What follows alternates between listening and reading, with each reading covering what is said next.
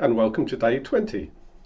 Our journey continues as we look at John chapter 13 verses 21 through to 30. And today our journey takes a real turn. To set the scene, Jesus and the disciples are at the Last Supper. Jesus turns to his disciples and says, "One of you is going to betray me." "Who is it, Lord? Who is it?" Some passages say, "Is it I? Is it I?" Jesus says, "It's the one that I'm going to dip this bread into and share with." And he gives it to Judas. The Bible says that immediately the devil entered Judas and he ran off and went off to do what he'd already got in his mind to do.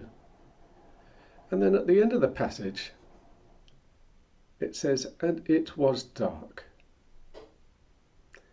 We looked yesterday quickly at light and darkness. We talked about our journey and having as much of the light and getting as much as we could because we didn't know what was around the corner. Well, for the disciples, they didn't know what was around the corner, but all of a sudden their light had turned to dark and they just did not know what was going to happen next.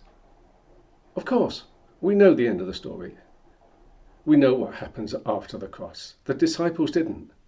But actually, let's follow that darkness. That will make Easter Day all the more glorious for us. So remember, we're now entering a dark time as we get ourselves closer to Easter, because darkness has come into the world in a big way, and God's scheme is coming to its climax. So are you ready? Are you ready to follow wherever that goes? What will our journey take tomorrow? Let's wait and see.